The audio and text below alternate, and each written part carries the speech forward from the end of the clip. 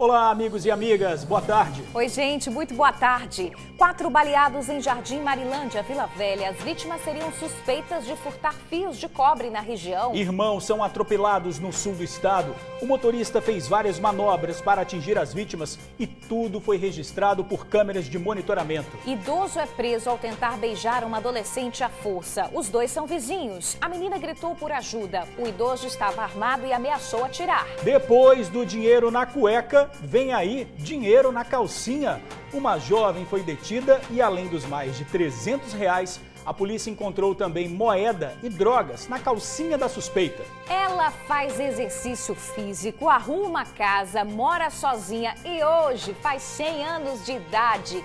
Dona Ormandina é uma centenária com muita saúde, gente. E a história dela nós vamos contar hoje no TN1. Não perde não, estamos começando agora.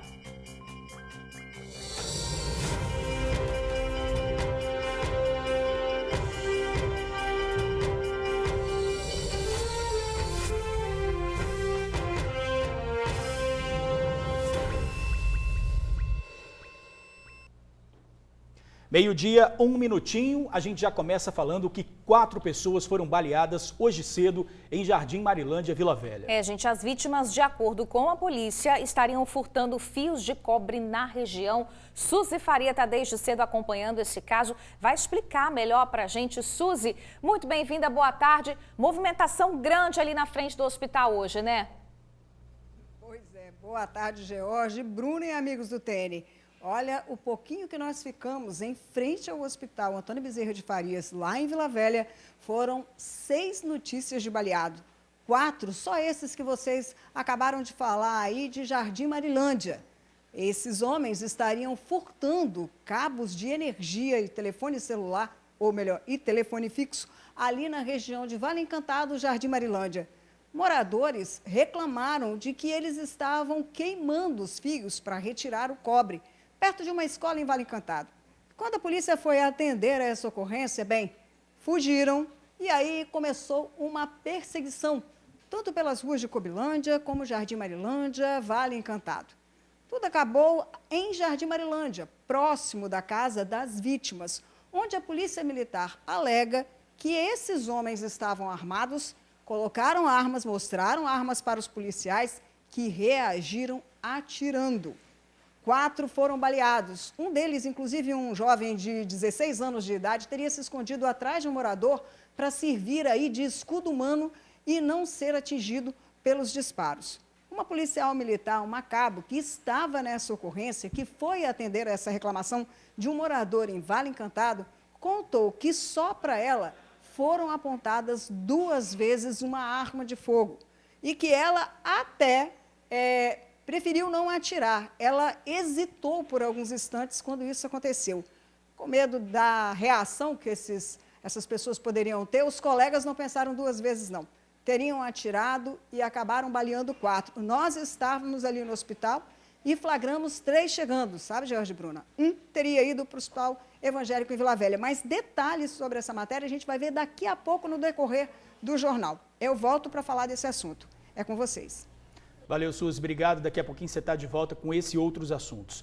Porque agora, a gente vai falar de um idoso que foi preso ao tentar beijar uma adolescente à força. Os dois são vizinhos, né, Bruno? História é absurdo, absurdo total. Gente, é o seguinte, a menina gritou por ajuda e quando os familiares da vítima chegaram para ajudar, ainda foram ameaçados de morte. Isso porque esse idoso, gente, estava com uma espingarda. Veja aí na reportagem. Os ferimentos estão no corpo de uma adolescente de 13 anos. Ela foi enforcada pelo vizinho, um homem de 60. Ele queria obrigar a menor a beijá-lo. Como houve recusa, o homem passou a fazer ameaças e a agredi-la. O caso aconteceu na madrugada desse domingo, no bairro Jardim Carapina, na Serra. A adolescente chegava em casa, estava apertada para ir ao banheiro. E ele pediu pra mim entrar. Eu peguei e entrei. Aí ele pediu pra mim subir lá pra cima da laje dele. Aí quando foi, ele tava me segurando lá em cima, tava pedindo um beijo meu e eu não tava dando. E ele falou bem assim, se eu gritasse, ele me ia prender lá em cima e não ia me soltar. Tava pedindo beijo, eu falei que não dá, eu falei, sua esposa tá lá, vai na sua esposa. Ele falou assim, não, tá trabalhando. De casa, a mãe ouviu os gritos da filha. Eu fui correndo, fui lá ver, aí o cara Tava com a porta fechada, ele demorou a abrir ainda. Gritar isso, você batia na porta? Batia na porta e não queria abrir. Segundo a vítima, o suspeito teria mostrado uma espingarda. A arma teria sido usada para ameaçar o irmão da vítima. A polícia foi chamada e ele foi trazido aqui para o plantão especializado da mulher em Vitória. Na delegacia, os policiais descobriram que ele estava com 2 mandados de prisão em aberto, todos eles por homicídio. Vítima e suspeito foram ouvidos pela delegada de plantão. O agressor, segundo testemunhas, costumava querer agradar a família, dando comida e guloseimas. A mãe da adolescente não imaginava que isso aconteceria. Ele parecia uma pessoa boa, mas não sei no coração. Eu nunca pensava que ele ia fazer isso. Mãe e filha agora querem justiça. Nossa, velho, eu pensava, se ele me estrupasse, ele podia estrupar qualquer um. Por isso que eu fiquei desesperada. Eu fiquei, me solta, ele não tava me soltando, ele tava tampando a passagem, não para me passar. Meu Deus, esse idoso foi autuado em flagrante por tentativa de estupro de vulnerável. Ele também possuía 2 mandados de prisão em aberto pelo crime de homicídio em Viana, que foram cumpridos. Ele foi encaminhado para o presídio. 2 amigos foram mortos a tiros em Guarapari. Homens encapuzados invadiram a casa onde eles estavam e executaram as vítimas. Vanusa Santana está ao vivo e traz os detalhes para a gente. Boa tarde, Vanusa. Gê, boa tarde para você, boa tarde para a Bruna, para o pessoal de casa aí que nos acompanha, aí o TN1.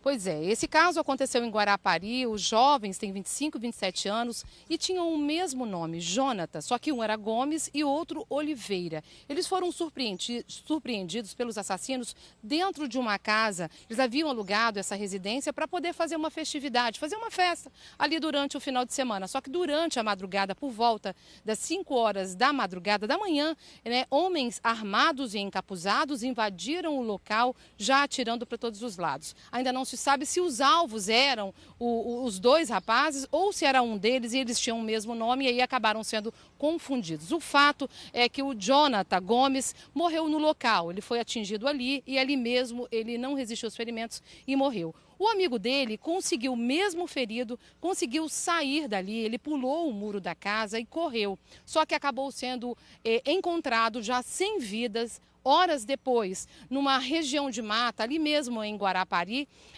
próximo à residência. Esses 2 jovens, Georges e Bruna, são de Planalto Serrano. Chegou-se a cogitar aí informações em grupos de WhatsApp que um deles seria chefe do tráfico de drogas ali na região de Planalto Serrano, mas essa informação não foi confirmada pela polícia. A gente entrou em contato com a Polícia Civil justamente para poder pegar mais detalhes, saber se há alguma linha de investigação sobre esse crime. A Polícia Civil disse o seguinte, que e até agora nenhum suspeito foi identificado ou preso, mas pediu aí a ajuda da população. Quem estiver em casa, viu aí esse crime, sabe detalhes que podem ajudar a investigação desse duplo homicídio que aconteceu aí dentro dessa casa em Guarapari, que é só ligar para o Disque Denúncia. A gente está aí todos os dias dando esse número, que é o 181. A sua ajuda com certeza vai ajudar aí a elucidar esse duplo homicídio que aconteceu em Guarapari na madrugada desse domingo. George. Tá certo, Vanusa, eu que estou por aqui. Obrigada aí pelas informações quanto à violência, 2 amigos que, por coincidência, tinham o mesmo nome, Jonathan, o nome desses 2 rapazes que morreram. Obrigada aí pelas informações, Vanusa. Até mais. Olha só, gente, dinheiro na cueca. Todo mundo, claro, já ouviu falar, principalmente em Brasília, George? Agora, dinheiro na calcinha é novo, hein? Na cueca, na mala. Exatamente. Mas muita cara de pau, Agora, calcinha não. Bruna, calcinha não. Uma mulher estaria a serviço do tráfico, foi abordada pela polícia e o volume a mais dentro da roupa chamou a atenção. R$ 340 em notas de pequeno valor estavam escondidas na calcinha da mulher. Ela estava com um namorado quando foi abordada pela polícia militar. Nossa guarnição observou um volume, uma saliência, além do normal, na parte da frente da bermuda dela. Rapidamente, por se tratar de mulher, nós pedimos um apoio de uma guarnição que tem uma policial feminino. E a policial militar feminina fez a revista e encontrou uma quantidade de dinheiro fracionado, típico aí das pessoas envolvidas no tráfico de droga. Muita cédula de R$2, 10, 5, 20 reais e moeda. O namorado carregava outros R$100 e ainda 200 pesos argentinos nos bolsos. Também foram encontradas 4 buchas de maconha.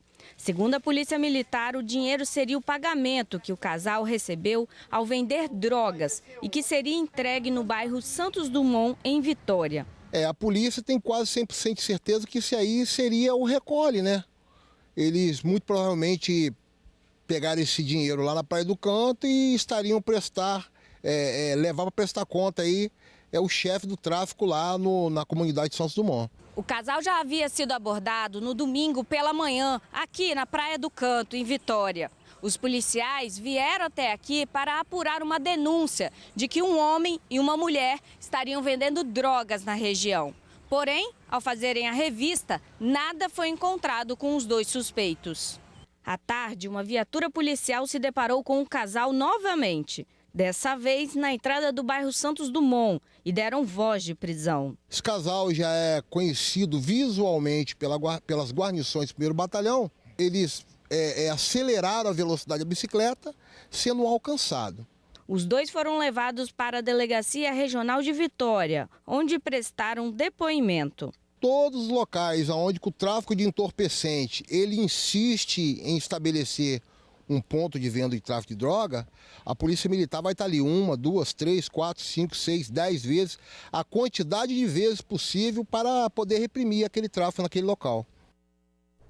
Cueca de milhões, agora calcinha de milhões, né? O suspeito detido assinou um termo circunstanciado por posse de drogas para consumo próprio.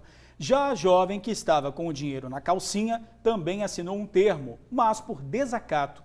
Os 2 foram liberados após assumirem o compromisso de comparecer às audiências do Juizado Especial Criminal.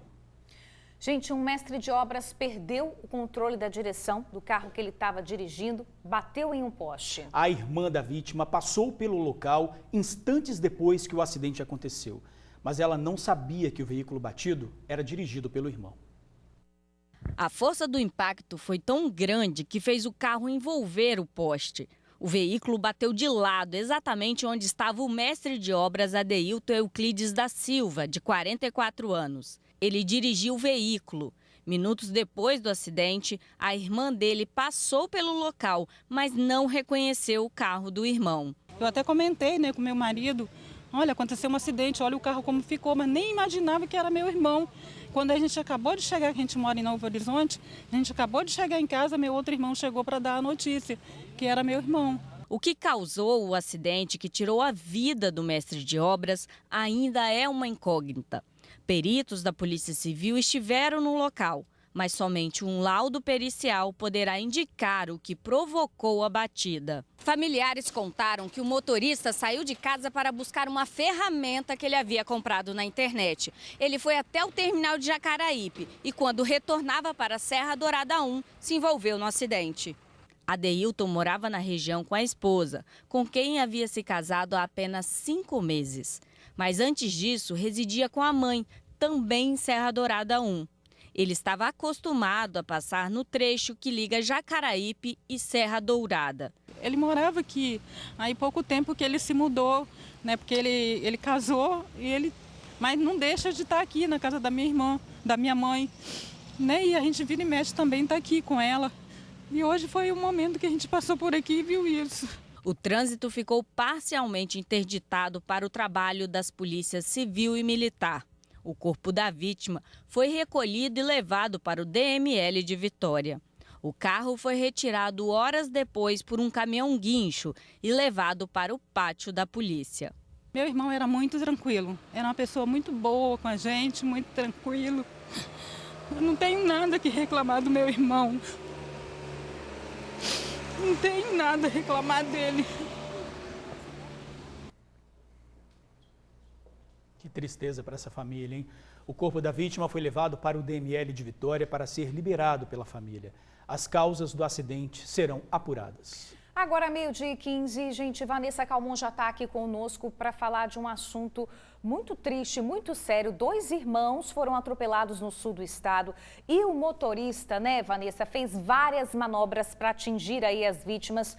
Tudo foi registrado pelo circuito de segurança. E, amiga, conta os detalhes aí pra gente dessa história. É isso mesmo, Bruna, boa tarde para você, para o Jorge, para todo mundo que nos acompanha. Gente, as imagens que vocês vão acompanhar agora são de extrema violência, são imagens assustadoras que foram flagradas por câmeras de vídeo monitoramento ali da rua, que mostram o exato momento desse atropelamento, tá?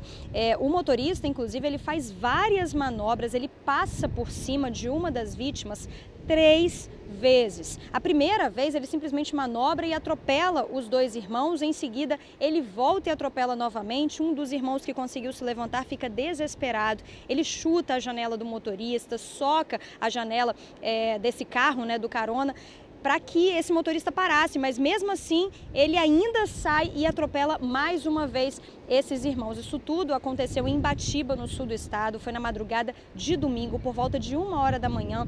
As informações que foram passadas para a polícia por um dos jovens, um que tem 22 anos, o que conseguiu, né, o que ficou menos ferido nessa ocorrência, né, foi que ele disse aos policiais que os 3 estariam em um bar, os 2 estavam em um bar e de repente esse motorista entrou pedindo uma pinga, pedindo uma cachaça, e em seguida, quando ele saiu, os 2 irmãos também saíram do bar e aconteceu toda essa confusão. A gente percebe, inclusive, que naquele momento a rua está completamente vazia, né? Não tem ninguém ali na rua quando isso acontece. Então o irmão que consegue ali se levantar fica desesperado, mas a gente também percebe que no final, quando o motorista termina, né, essa cena de extrema violência, os 2 irmãos nem aparecem mais nas imagens. Bom, eles foram socorridos por uma ambulância do SAMU, foram encaminhados para a unidade de saúde lá de Batiba. Um deles, de acordo com o registro na unidade, saiu antes mesmo de receber alta, que seria esse jovem de 22 anos, mas o outro jovem teve que ser transferido, veio transferido para Vitória e está internado no hospital de urgência e emergência. A gente procurou a Polícia Civil para saber sobre esse motorista. Esse motorista, ele fugiu do local, como a gente pode perceber, e até o momento ele não foi encontrado, né, George? Exatamente, Vanessa. A gente tem foto desse motorista aí e pedir para quem tiver alguma informação, tem como colocar a foto do motorista, gente? Esse daí, ó. Esse aí é o suspeito. Quem tiver alguma informação, liga aí para o Disque Denúncia 181. Vanessa, você também tem informações aí de um acidente que aconteceu com um carro de uma prefeitura que tem relação com um barril de chope. O que tem a ver o acidente com o carro da prefeitura e o barril de chope? Exatamente, isso provocou até uma dúvida aí nas redes sociais, tá? Quando as imagens foram divulgadas, porque é o seguinte, gente, um carro da Prefeitura de Itarana, da Secretaria Municipal de Saúde, se envolveu em um acidente em Santa Maria de Jetibá. Só que o que chamou a atenção foi o conteúdo, né? O que estava dentro do veículo, que era um barril de chope e vários energéticos. Bom, esse carro acabou capotando ali na altura de Santa Maria de Jetibá, e a informação oficial da Prefeitura é que, na realidade, esse carro tinha saído aqui de Vitória com destino a Itarana. Lá ia acontecer uma festa beneficente em prol de um hospital da região, e esse barril de chope teria sido doado para essa festa. Então, na realidade, esse motorista, a mando mesmo, né, com uma ordem dada pela própria prefeitura, veio aqui, buscou esse barril e estava levando de volta para Itarana. Só que, infelizmente, no meio do caminho, ele acabou perdendo o controle do veículo, acabou capotando com o carro. Então, a prefeitura fez questão de esclarecer que, na realidade, esse barril de chope seria para uma festa que ia acontecer na cidade. Esse acidente aconteceu na sexta-feira. Inclusive, né, a prefeitura também disse que o motorista, graças a Deus, não teve ferimentos graves, ele teve só ferimentos leves, já está tudo bem com ele, mas essa festa aconteceria na sexta-feira, então na sexta-feira seria usado esse barril de chope, mas infelizmente acabou acontecendo esse acidente, né, George? Exatamente, Vanessa, exatamente. Isso mesmo, Vanessa. Muito triste, 2 casos realmente graves. Obrigada aí pelas informações, tá, minha amiga? Até mais. Agora a gente fala de um acidente com um jet ski que terminou em morte. Isso aconteceu em Linhares, no norte do estado, tá? O empresário Wagner Xavier se divertia com a família na Lagoa Juparanã quando caiu com um jet ski durante uma manobra. A esposa de Wagner e os 2 filhos foram resgatados por pescadores. O empresário afundou e não foi localizado. Bombeiros iniciaram as buscas e o corpo foi encontrado hoje de madrugada a 7 metros de profundidade. De acordo com o Corpo de Bombeiros, todos estavam sem colete salva-vidas. Uma adolescente de 13 anos foi agredido com uma raquete dentro da escola. Imagens mostram o rosto do jovem Douglas Santos Atusso desfigurado. O garoto, que é autista, teria sido atacado por outro estudante durante o recreio. O caso aconteceu na Escola Estadual Fiovarante Carimã, em Venda Nova do Imigrante, e ganhou aí repercussão na internet depois que a família de Douglas divulgou as fotos pedindo por justiça. Por meio de uma nota, a Secretaria de Educação informou que a instituição acompanha o andamento do caso e que o agressor do aluno foi suspenso. Agora a gente volta a falar das 4 pessoas baleadas em Jardim Marilândia, Vila Velha. Suzy Faria já está aqui com a gente, já adiantou também esse assunto. Ô Suzy, os suspeitos estariam envolvidos aí no furto de fios de cobre. Os parentes das vítimas estão contestando essa versão, afirmam que ninguém estava armado. É isso mesmo, minha amiga? É com você. Exatamente, Bruna. Nós estivemos no local para saber o que aconteceu de fato, né, como aconteceu, e alguns moradores que estavam ali contestaram a versão da polícia, dizendo que não houve troca de tiros. Por outro lado, ouvimos a polícia militar, mesmo que os oficiais ali envolvidos não quisessem falar no momento, e eles disseram que sim, inclusive uma cabo informou para a gente que por 2 vezes ela viu uma arma apontada para o rosto dela durante a perseguição. Então, fica uma questão para a Polícia Civil investigar, para saber o que de fato aconteceu. O que a gente tem de certo aí é que 4 pessoas foram baleadas logo depois que a Polícia Militar iniciou uma perseguição para poder atender uma ocorrência lá em Vale Encantado. Mas os detalhes de tudo isso você vai ver agora nessa matéria que nós preparamos e que conta muito mais sobre o que aconteceu hoje pela manhã em Vila Velha. Vamos acompanhar. Os 4 baleados estavam neste carro, que foi abandonado em uma rua do bairro Jardim Marilândia, em Vila Velha. Era por volta das 7 horas da manhã. Dentro dele, os policiais acharam diversos fios de cobre e foi justamente por causa dos fios o motivo de toda a confusão. Tudo teria começado de madrugada, quando os policiais receberam uma informação para ir até uma escola em Vale Encantado, ver uma ocorrência de homens que estavam queimando fios de cobre atrás de uma escola. Os policiais contam que, ao chegar até o local, os homens que já estariam dentro daquele carro não pararam, não aceitaram a ordem da polícia de ficar no local e fugiram. Houve perseguição entre Jardim Marilândia e Cobilândia, de acordo com a polícia. Assim que chegaram aqui, os 4 teriam deixado o carro naquele local e trocado tiro com a polícia. 4 acabaram baleados e foram cair lá naquele bar. As imagens feitas pelos moradores indicam onde os 4 rapazes caíram feridos na calçada do bar. Corriam para dentro de um beco. Socorridos pelas viaturas, 3 foram encaminhados para o Hospital Antônio Bezerra de Faria, como mostra aí as imagens. O 4º é um adolescente que foi levado para o Hospital Evangélico de Vila Velha. Segundo este morador, o adolescente ferido teria usado ele como escudo humano para se proteger da polícia. Indo no meu portão, escutei os tiros e saí rápido para ver o que poderia estar acontecendo. E ele, na hora que eu bati o portão, ele veio e me abraçou. E o polícia já correndo atrás dele com a arma. Até achei que ia atirar em cima de mim, entendeu? O adolescente é irmão dessa entregadora de encomendas. Ela conta que ele estava em estado grave no hospital. Eu estava dentro da minha casa, me ligaram, só falaram que ele estava caído, que estava demorando para socorrer ele. Aí eu cheguei no local, ele estava desmaiando toda hora, e a população pedindo para socorrer. Nenhuma viatura pôde socorrer. Por fim, começou o alvoroço, que foi aí que eles viram que não tinha mais jeito, que tinha que socorrer ele. A polícia militar não quis se manifestar no local sobre o incidente, mas informou que o grupo vinha agindo desde cedo no roubo de fios na região de Vale Encantado e Jardim Marilândia. Eles foram flagrados na rua Barra Nova, como mostram essas imagens, por volta das 3 horas da madrugada. Nelas, os suspeitos aparecem se preparando para retirar os fios de um imóvel.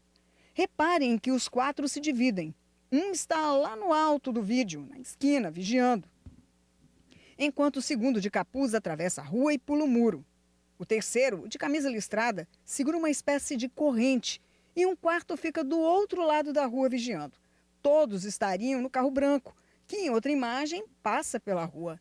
Para provar que são os mesmos, Os policiais militares mostram as blusas que foram encontradas dentro do carro e que coincidem com o que parte do grupo usava, além dos vários sacos de fios também lá no porta-malas.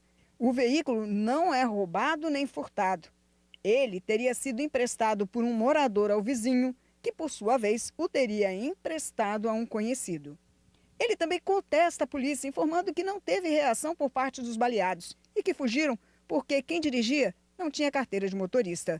Ali pedi ele para deitar no chão, não deita, faz o que ele está pedindo. Aí chegaram, chutaram ele ainda, ele está baleado nas costas. Pois é, esta foi as informações que nós levantamos no local. Não conseguimos ainda o nome de todos os envolvidos nesse caso dos 4 baleados, porque a ocorrência ainda está em andamentos. Sabemos apenas do adolescente de 16 anos, por conversar com a família, e um outro jovem de 20 anos de idade, que também foi baleado. Mas os outros 2 ainda não temos informação. E como vocês puderam ver aí, George e Bruna, uma pessoa pega um carro emprestado, empresta para uma outra pessoa que, por medo de ser parado e não ter carteira de motorista, foge em alta velocidade e acaba fazendo isso. Só esqueceram de contar que essas imagens revelam também os 4 roubando fios de residências dentro dessa região de Vale Encantado e Jardim Marilândia. Inclusive, nessa rua onde essas imagens foram feitas, há informação de que alguns moradores estão sem telefone fixo por causa do roubo dos fios. Mas saber se não roubaram também em outras regiões, prejudicando muitos moradores aí desse local. Como eu disse, essa ocorrência está em andamento. Foi levada para a Delegacia Regional de Vila Velha, onde as ocorrências estão sendo confeccionadas. George e Bruna. Prejuízo para a população, né? Fica sem internet, sem telefone, às vezes fica sem iluminação também. A bandidagem continua solta por aí. Suzy, obrigada aí pelas informações, minha amiga. Gente, a gente vai falar mais uma vez agora da violência contra a mulher, tá? Um homem foi preso após agredir a filha e a esposa. Essa briga começou dentro de casa e foi para o meio da rua, quando o suspeito arrastou uma das vítimas pelos cabelos. Um absurdo, né? Total. Vizinhos escutaram a confusão e conseguiram conter o agressor, que também acabou apanhando. Vamos ver a reportagem. Na manhã desse domingo, a casa da família, que fica no bairro Sotelândia, em Cariacica, estava fechada.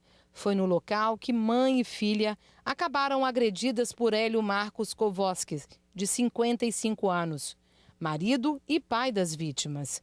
A faxineira de 61 anos e a filha de 23 foram agredidas com socos e puxões de cabelo. A filha não mora na casa, mas nesse final de semana ela veio ao local para visitar os pais. Quando chegou, segundo o boletim de ocorrências, ela já teria presenciado o pai batendo na mãe. Ela tentou impedir, mas acabou sendo agredida. A confusão que começou lá dentro veio parar aqui no meio da rua. O homem enfurecido veio puxando a mulher pelos cabelos, arrastando ela até aqui no meio da rua. Vizinhos que viram, presenciaram a situação, partiram para cima dele. Ele acabou também sendo agredido e contido até a chegada da polícia. O homem foi levado para o plantão especializado da mulher, onde foi autuado por lesão corporal. De acordo com testemunhas, a faxineira mora nessa casa há pelo menos 10 anos com o marido. Uma relação marcada por humilhações, traição e violência doméstica. Na manhã desse domingo, o agressor foi encaminhado para o presídio. Pois é, o suspeito foi autuado em flagrante por lesão corporal qualificada e ameaça, ambos na forma da Lei Maria da Penha. Ele foi encaminhado ao Centro de Triagem de Viana. Uma mulher de 31 anos foi presa porque ameaçou esfaquear a ex-companheira e também uma amiga dela. Isso tudo por ciúmes, tá? Esse caso aconteceu na Serra. Kaline Santos de Carvalho, de 31 anos, foi presa no bairro Vila Nova de Colares, na Serra, após invadir a casa de uma amiga para tentar esfaquear a ex-namorada. O crime aconteceu nesse domingo. Misteriosamente, a suspeita conseguiu passar por esse portão aqui, ó, que fica fechado direto. Ele só é aberto por moradores. Ela subiu as escadas e lá em cima se deparou com a porta do apartamento aberta. Lá dentro estavam a dona da casa, que é amiga dela, e também a ex-namorada. A mulher ficou transtornada, já partiu para cima das duas, já com xingamentos e também com socos. Não satisfeita, a mulher foi até a cozinha e pegou uma faca. Ela partiu para cima das duas e as duas então saíram correndo, desceram as escadas e vieram aqui para a rua. Que já estava dentro da minha casa, ela começou a gritar comigo. E ela já começou falando que ia me matar, que ia me matar, que ia me matar. A polícia foi chamada e a suspeita presa no DML hoje pela manhã para exame. Ela contou outra versão para o crime. Ela duas pegou e saiu, descendo a escada correndo. Eu fui e segurei Samir. Falei assim, por que você fez isso comigo? Fala a verdade. Você falava que era minha amiga fazendo isso. A suspeita conviveu por 3 anos com uma das vítimas, mas há pelo menos 4 meses as duas estavam separadas. Segundo testemunhas, Kaline não aceitava o fim da relação. Passou a imaginar que todas que se aproximavam da ex eram possíveis affair. Uma das vítimas afirma que a relação dela com a ex-namorada da Kaline é só de amizade. Ela tem medo que, agora, a ex-amiga saia da cadeia e volte para terminar o trabalho que pretendia fazer. Não, nós não temos nada não, nós só temos amizade mesmo. Eu pedi medida protetiva porque eu não sei do que a pessoa é capaz. Pois é, Vanusa Santana já está aqui ao vivo com a gente. Ô Vanusa, você sabe se já saiu essa medida protetiva? Boa tarde de novo. Ei, George, boa tarde de novo para você aí, para a Bruna. Então, essa medida protetiva foi pedida na madrugada desse domingo, né, desse sábado, desculpa, e ainda nós não temos essa informação, mas o que eu sei é o seguinte, essa moça, ela tentou contar uma história para a gente lá no DML, enquanto ela estava para fazer o exame, que não colou muito, né? Ela disse que teria chamado, inclusive, a polícia, tá, para poder ser presa, porque ela não sabia do que seria capaz de fazer. Mas a história não foi bem essa, como eu mostrei agora há pouco aí na matéria. Ela já vinha fazendo, rondando essa moça, há mais de 4 meses as duas estavam separadas. E lá no DML, ela estava com uma certeza, viu, de que seria liberada, porque conversou lá e já estava tudo certo, ela ia ser liberada depois da audiência de custódia. A gente vai acompanhar isso para ver. Agora, bem da verdade, George, Bruna e pessoal de casa, esse final de semana foi bem complicado, tá? No plantão especializado da mulher. Eu, como trabalhei, eu acompanhei muitos casos aí, vi várias ocorrências, pelo menos umas 6. Agora há pouco a gente estava aqui, né, aguardando para entrar ao vivo e chegou uma outra ocorrência no plantão especializado da mulher, muito grave. Um homem, por pouco aí, não assassina a ex-mulher. Ele foi até a casa dela ontem, chegou a agredi-la e hoje voltou com uma arma. Os policiais militares, quando chegaram lá, encontraram um homem ainda com a arma. Ele correu quando viu a viatura, mas acabou alcançado. Esse caso está em andamento nesse momento no plantão especializado da mulher. A gente precisa aí realmente reforçar a importância das pessoas denunciarem, porque às vezes, né, a mulher não tem coragem, mas quem está do lado tem que ter a coragem de denunciar, sim. Volto com vocês aí no estúdio.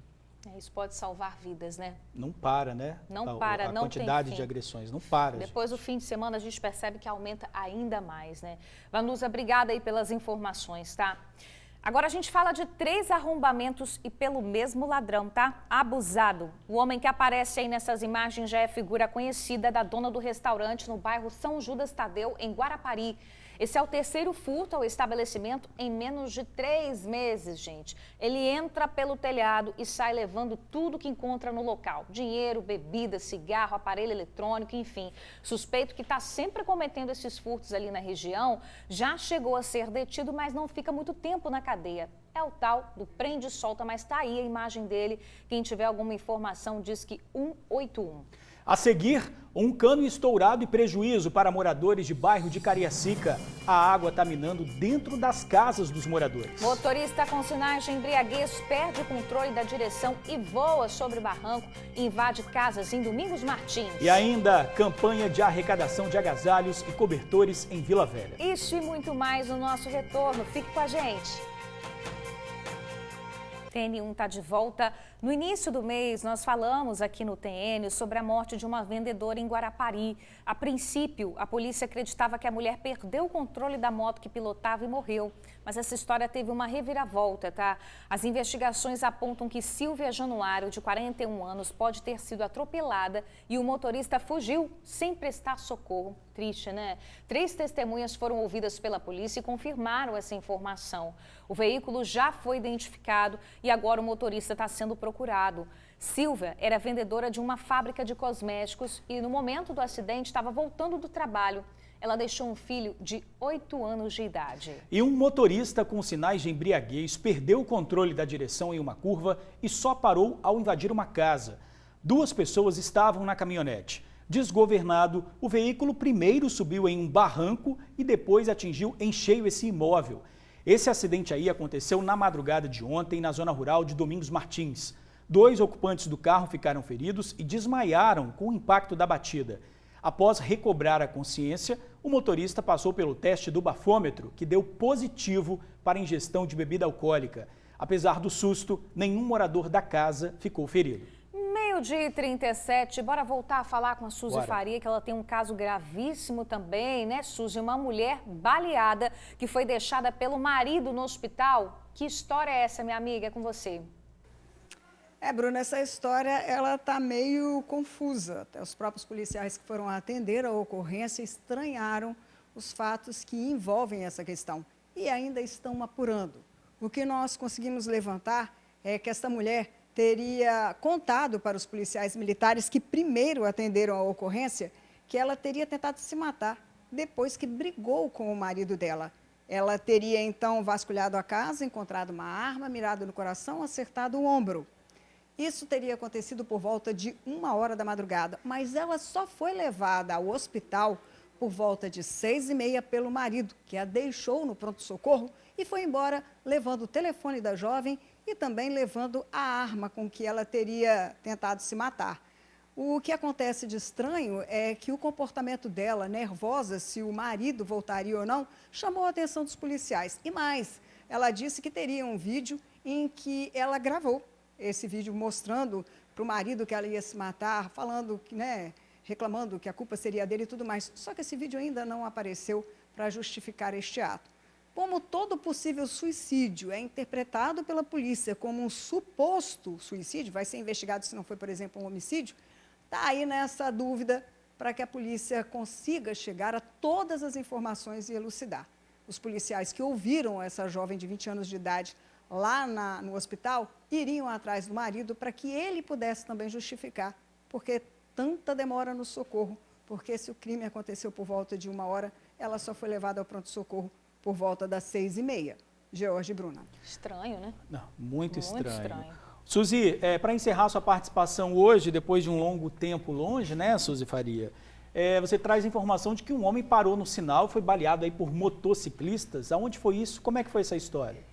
Em Itaquari, Cariacica, por volta das 2h30, 3h da madrugada, um jovem estava voltando para a casa dele em Santo Torquato, quando ele alega para a polícia que ao parar em uma transversal ali da BR-262, exatamente para ver se vinha carro e atravessar as 6 pistas que tem ali, ele é surpreendido por uma dupla que chega de moto do lado e fala aquela célebre frase, né? Perdeu, perdeu. Quando ele viu a arma apontada para a cara dele, ele ao invés de sair do carro, acelerou. Os bandidos teriam atirado e atingido a porta do carro e também a costela deste homem, o tórax desse homem, que teria sido socorrido pelo SAMU até o PA de Cobilândia e depois encaminhado para o Hospital Antônio Bezerra de Faria. Ele estava lá no hospital, a família estava lá, mas a mãe e a companheira não tinham conseguido ainda falar com ele, apesar desse fato ter acontecido às 3h da manhã. A polícia só foi avisada às 5h da madrugada e foi lá também apurar esse caso, que ainda está em andamento. George e Bruna. Mais um caso estranho também. Mais um caso estranho que precisa ser investigado, né? Suzy, obrigada aí pelas informações, minha amiga. Valeu. Agora, imagina só, gente, você ficar sem iluminação por 2 meses. É muito tempo, né? Os moradores da Rua Salvador, que fica no bairro Oriente, em Cariacica, estão na escuridão total. A Helena, que é uma amiga do TN, gravou um vídeo pra gente. Roda aí, por gentileza. Rua Salvador e Oriente, Breu, ó. Oriente, Cariacica, ó. Já tem 2 meses pra mais que tá assim. e ninguém tomou providência. O vizinho colocou uma luz ali, uma lâmpada ali, para ver se resolve. Pois é, gente, escuridão que também gera insegurança. A Helena disse que entram no quintal dela. Nós tentamos falar aí com a prefeitura e com a EDP. A EDP falou que vai enviar uma equipe ao local e, se for constatada alguma diferença aí na rede elétrica da distribuidora, as medidas cabíveis serão adotadas. Você aí de casa também pode participar do TN, tá? Tá com algum problema? Manda para o nosso WhatsApp, é o 99792-2530. A gente está percebendo que as noites estão mais frias, né? Realmente, de manhã cedo também. E as temperaturas tendem a cair ainda mais, principalmente, né, com a chegada do inverno daqui a 20 dias. Você imagina, se já está assim, nesse momento, imagina no inverno. Difícil. Olha, as campanhas para arrecadação de agasalhos e cobertores se espalham pelo estado. Vamos à Vila Velha, onde está a Vanessa Calmon, porque tem campanha por aí, né, Vanessa? Exatamente, tem campanha do agasalho rolando por aqui em Vila Velha, tá? Pra gente falar um pouquinho melhor sobre como tá funcionando essa campanha, quem pode doar, onde que faz essa doação. Aqui do meu lado eu tô com a secretária de Assistência Social, Letícia Goldner. Secretária, muito boa tarde para você. Já vamos falar então, a gente está percebendo que tem uns agasalhos aqui no cantinho. É para cá mesmo que as pessoas trazem? Vamos falar para as pessoas onde é que a gente está? Sim, boa tarde. É para cá sim, na Rua Henrique Laranja. Nós elencamos esse ponto como um ponto central de arrecadação para facilitar o acesso da população de Vila Velha que queira fazer a sua doação de forma assertiva para os serviços da assistência e para todo o território de Vila Velha. Você percebeu assim que ao longo da campanha, né, que já está durando aí mais ou menos uma semana, 2 semanas, as pessoas têm trazido, tem mais agasalhos, vocês estão guardando em outro lugar, já estão distribuindo? Sim, o fluxo de chegada aqui é constante. As nossas equipes recebem, a pessoa pode depositar aqui de forma livre ou entregar para a nossa equipe para que faça a organização. Todos os dias a gente retira as doações e já faz o reposicionamento dentro dos territórios, tanto os nossos abrigos, nossos serviços, nas famílias acompanhadas que a nossa equipe técnica sinaliza que precisa desse atendimento. E aí o que a pessoa pode trazer para cá então? Se ela tem em casa algum agasalho que não usa mais, o que ela pode trazer? Lençol, colchas, roupas de frio, agasalhos em geral, o que tiver em bom estado, que dê para que a gente divida com a pessoa que precisa nesse momento. E vocês têm uma expectativa de continuar com essa campanha por mais tempo? Porque dessa vez o frio chegou um pouco mais cedo, né, secretária? A gente entrou no outono já enfrentando um frio que geralmente a gente não enfrenta, então vocês vão levar à frente? A ideia é ser uma campanha perene, onde a pessoa possa ter realmente um ponto de apoio e suporte para a entrega desses itens de doação de uma forma tranquila e segura, sabendo que vai chegar à mão daquelas pessoas que precisam neste momento. Bom, então vamos dar o serviço então para quem é morador de Vila Velha ou também de outra cidade, né, de outro município. Aonde traz o agasalho, que horas, para quem entrega? Então, entregar aqui na Rua Henrique Laranja, 397, no centro de Vila Velha, de 8 às 17, na sede da Secretaria de Assistência. Nós estamos passando por uma reforma linda que vai ficar a nossa fachada, mas a Secretaria está aberta e pronta para recebê-los. Tá certo, então, secretária, obrigada, viu, pelas suas informações. Então, você aí de casa, se você tem algum agasalho que está em casa em bom estado, mas que você pode doar, que não está usando mais, pode trazer aqui na sede da Secretaria de Assistência Social, que é muito bem-vindo, viu? Tem muita gente precisando de agasalho ainda, muito morador de rua e muita família também que é assistida pela Prefeitura. Volto com vocês aí no estúdio. Importante recado, né? Em bom estado, às vezes a gente tem em casa sobrando, não custa compartilhar, tem muita gente precisando na rua, né? E vai esfriar ainda mais. Isso aí. Obrigado, Vanessa. Vamos de emprego, gente. A Agência do Trabalhador de Cariacica começa a semana com mais de 700 vagas. São vagas para auxiliar de obras, atendente de estacionamento, soldador, lavador de veículos e muito mais. Vai em maisemprego.serra.es.gov.br. E no Cine de Vitória tem mais de 250 oportunidades. São vagas para pintor de obras, auxiliar de limpeza, auxiliar de cozinha, operador de telemarketing. Veja em trabalhavix.vitoria.es.gov.br. Gente, olha só que bacana, hein, Bruna? A Prefeitura de Vitória autorizou as obras da primeira fase da urbanização da Orla de São Pedro.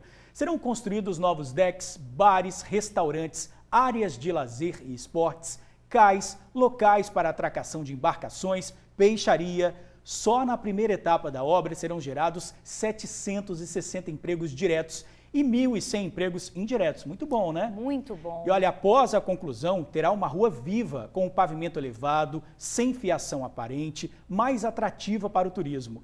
E para você da região da Grande Santo Antônio, também tem novidade, tá? Para minimizar os efeitos das chuvas e da maré alta, a Prefeitura de Vitória lança nesta terça o edital de macrodrenagem, que vai contemplar as bacias de drenagem dos bairros Mário Cipreste, Santo Antônio, Inhanguetá, Estrelinha, Grande Vitória e Universitário. As obras fazem parte do programa de 1 bilhão da Prefeitura de Vitória. Que coisa boa, né? Muito bom. Agora, vamos para Graúna, gente, em Cariacica. Por lá, os moradores de uma rua estão sem água há 4 dias. É muito tempo sem água, em tudo por causa de um cano estourado. Olha, agora a população teme o pior. É que a água está minando dentro das casas e um barranco ainda corre o risco de desmoronar. Os filhos da Jennifer perderam todo o material escolar. Nem foram para a escola hoje. As mochilas dos meus filhos todas molhadas, o material, o do meus filhos mais velho que trabalha, molhou documento da carteira dele e os cadernos deles estão todos estragados. E ninguém teve como ir para a escola, meu amor, porque não teve como ir, porque o material está molhado. A casa não alagou por conta de chuva, não. Aliás, nem tá chovendo, né? É um cano estourado da Cezan, na rua José Grijó, em Graúna, Cariacica, que provocou todo esse transtorno. Tá assim há 4 dias. A água tá minando das paredes. A gente acordamos com a casa toda alagada. Tá desde sexta-feira. Só tava prejudicando a vizinha de lá. Agora não. Começou a cair água lá atrás da minha casa, alagou toda a minha casa. Meu quarto estava tudo alagado, eu já sequei e tá vindo do quarto das minhas crianças. A casa do Fabrício também alagou. Aqui dá para ver direitinho a água escorrendo dentro de casa. Era sábado de manhã, né? Logo pela manhã. A gente ouviu o barulho lá do cano, né? Começou a descer água muito forte, né? Muito forte. Como é que vocês estão fazendo dentro de casa? A gente tá enxugando muito o chão, né? Passando pano o tempo todo e aguardando eles virem resolver aí, isso aí. Nos fundos da casa da Ingrid, a preocupação é com o barranco. Com a força da água, ele já cedeu muito. Hoje de manhã, o pai dela e um pedreiro colocaram um cano para escoar a água na rua e tentar evitar o pior, que essa terra toda desça em cima da casa. Foi meu pai e um moço que trabalha aqui em casa que colocou esse desvio ali. Pra quê? Pra não ilhar tudo. Por que você tá chorando? É muito sofrimento, a gente não tem condições. A gente pega fazer uma coisa e vem esse barranco, desmorona tudo. Medo, né? Medo, a gente fica frustrado, a gente cansa. Esse também é o medo da Aparecida. Olha como a água está descendo no quintal dela. Tá vindo pelo muro. Essa noite nem dormiu de preocupação. E ela já ligou para a Cezan 9 vezes, desde sexta-feira. A resposta é sempre a mesma. Daqui 24 horas, que a qualquer momento pode vir, mas que qualquer momento é esse, desde sexta-feira eu estou ligando. Foi essa noite para você? Muito triste, não dormi, não consegui dormir, estou muito cansada, com medo de entrar água dentro da minha casa, com medo do muro ceder, com medo da minha parede da minha casa ceder, com a gente dormindo dentro de casa. Então eu não consegui dormir essa noite. E é aqui que está o problema, gente. O cano estourou na rua e essa água toda que a gente pode ver, essa vazão de água enorme, está descendo por aqui e indo direto para o barranco, para a casa das pessoas. Agora, além do problema que você já viu aí de alagar a casa de todo mundo, ainda tem um outro problema, porque muita gente, desde que esse cano estourou, está sem água dentro de casa. Tem um inquilino aqui que mudou para cá há 5 dias, já está indo embora da casa porque não tem água para tomar banho, para lavar vasilha, para fazer nada. Estão carregando as coisas deles já para outra localidade. Um detalhe importante, a água está limpinha. Um desperdício incalculável. Além de resolver o problema, o que os moradores querem da Cezan é saber quem vai pagar essa conta. 4 dias de água potável sendo desperdiçada? Não pode, né? Quem é que vai ressarcir isso, né? Vai vir nas contas de quem? A gente liga, todo mundo ligando e fala 24 horas para poder vir. Até agora eles não vieram, já passou de 24, né? Vocês estão com medo? Sim, de desabala em cima, porque se vai, o barranco tá caindo. Vai que aquela casa aqui de cima cai assim na cara da gente. Que angústia. Ainda falta d'água, um perigo, né? Perigo danado, a angústia desses moradores. Como é que você dorme tranquilo, assim, em paz, né? A gente, claro, procurou a Cezan, que informou o seguinte, que os serviços já estão programados e a conclusão do reparo está prevista para hoje, mas a gente vai ficar de olho, vamos ficar na cola, porque o problema é grande. Se conseguir resolver tudo hoje, ainda tá bom, mas vamos ficar de olho aí para saber quando que esses moradores vão ter paz. Pois é, pelo menos começar, né? Isso aí. A seguir, tem vitória do Flamengo e os gols da rodada. E ainda nós vamos conhecer a dona Ormandina, que está comemorando 100 anos e tem muita história para contar. A gente volta rapidinho, sai daí não. Estamos de volta agora, 12h55. Segunda-feira teve muitos gols da rodada, hein? Tem a derrota do Botafogo para o Curitiba. Oh, meu Deus do céu. E a vitória do Mengão contra o Fusão. Roda aí. Pela Série B do Brasileirão, Tombense e Bahia. Aos 11 da segunda etapa, Davi recebeu na grande área, dominou e chutou de esquerda para balançar as redes. Final, Tombense 1, Bahia 0. Criciúma e Cruzeiro. Nos acréscimos da segunda etapa, Já limpa Serrato pela faixa central, chuta de fora da área e manda no cantinho direito. Final, Cruzeiro 1, Criciúma 0. Coritiba e Botafogo. Aos 28 do primeiro tempo, Igor Paixão dominou antecipado o marcador e cortando Gatito na marca do pênalti. Depois, só foi empurrar para o fundo da rede. Final, Coritiba 1, Botafogo 0. Corinthians e América Mineiro. Gol de Aloísio aos 21 da segunda etapa. E o empate veio com Gustavo Mosquito. Final, Corinthians 1, América Mineiro também 1. Flamengo e Fluminense. Aos 10, após cobrança de escanteio da esquerda, Manuel desvia de cabeça na primeira trave e Cano aparece na segunda para abrir o placar. Aos 34, Andréas Pereira chuta rasteiro no cantinho, 1-1. E o gol da vitória foi aos 12 da segunda etapa. Gabigol finaliza na saída de Fábio. Final, Flamengo 2, Fluminense 1.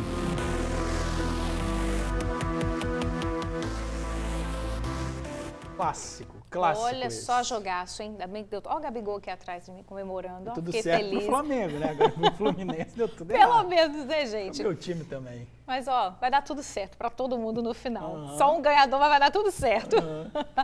Olha só, gente, a gente nem chegou na metade e já perde de muito para a dona Ormandina. A gente já está na desvantagem. Hoje ela comemora 100 anos. Nossa. E é imparável. Faz exercício, arruma a casa, adora bater um papo e conta um segredo para chegar tão longe e tão bem.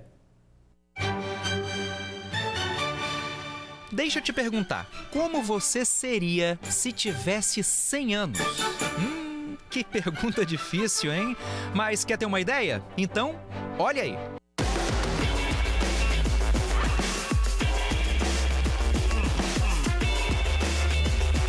E aí, ficou com inveja? Aquela inveja boa?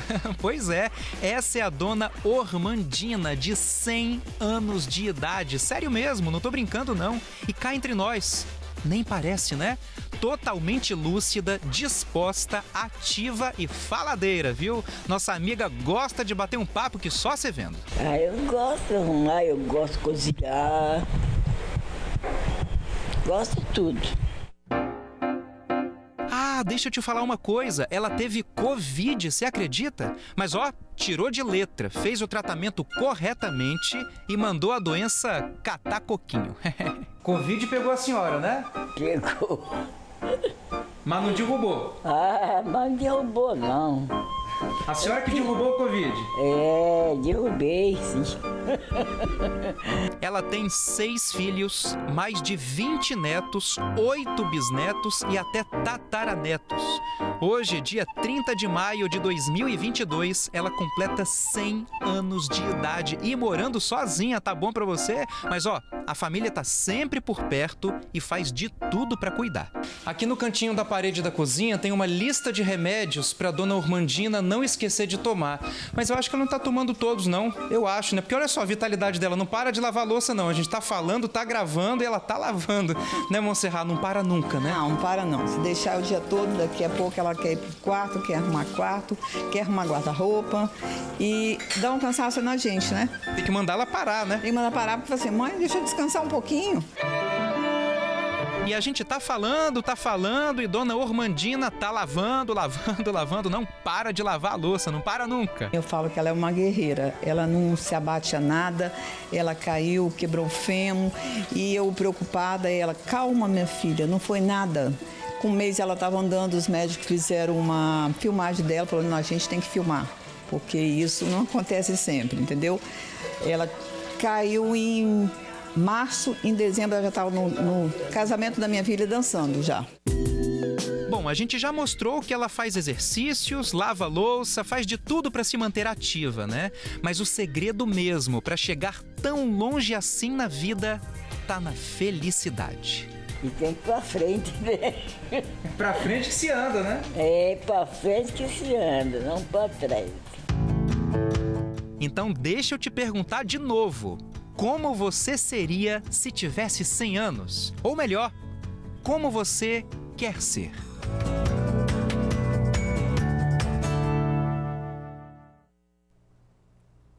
Que inspiração, hein? Como você quer ser?